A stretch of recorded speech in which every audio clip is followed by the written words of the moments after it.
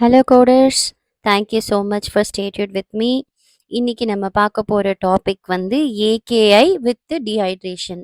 ஏகேஐயும் டீஹைட்ரேஷனும் வந்தால் நம்மள நிறைய பேருக்கு ஒரு கன்ஃபியூஷன் இருக்குது. என்ன அப்படின்னா, எதை பிடிஎக்ஸாக கோட் பண்ணுறது, டீஹைட்ரேஷனை கோட் பண்ணுறதா இல்லை ஏகேஐ கோட் பண்ணுறதா அப்படிங்கிறதுல நிறைய கன்ஃபியூஷன்ஸ் இருக்குது. இந்த வீடியோவில் வந்து அது ஒரு ஒரு சின்ன ஷார்ட்ஸாக நம்ம வந்து பார்க்கலாம். ஃபர்ஸ்ட் வந்து பேஷண்ட் எதுக்காக அட்மிட் ஆகுறாங்கன்னு பார்க்கணும். வரும்போதே பேஷண்ட் வந்து ஏகேஐக்காக வராங்களா, டீஹைட்ரேஷனுக்காக வராங்களான்றதை செக் பண்ணணும். 2 கண்டிஷனுமே ப்ரெசென்ட் ஆன் அட்மிஷனாக இருந்தது அப்படின்னா, உங்களுக்கு எந்த கண்டிஷனை பிடிஎக்ஸாக கோட் பண்ணுறதுன்னு தெரியல, 2மே ஐவி கொடுத்து ட்ரீட் பண்ணியிருக்காங்கன்னா, நம்மளுக்கு ஒரு கோடிங் கிளினிக் இருக்குது. அந்த கோடிங் கிளினிக் படி ஃபிசிஷியனுக்கு கொரி வச்சு என்ன பிடிஎக்ஸோ அதை வாங்கி நம்ம கோட் பண்ணிக்கலாம். செகண்ட் திங் என்னன்னா, maximum dehydration can cause the AKI. So இந்த இடத்துல வந்து ஏகேஐ டியூ டு டீஹைட்ரேஷன் சொல்லியிருக்காங்களா அப்படிங்கிறதையும் நம்ம செக் பண்ணோம்.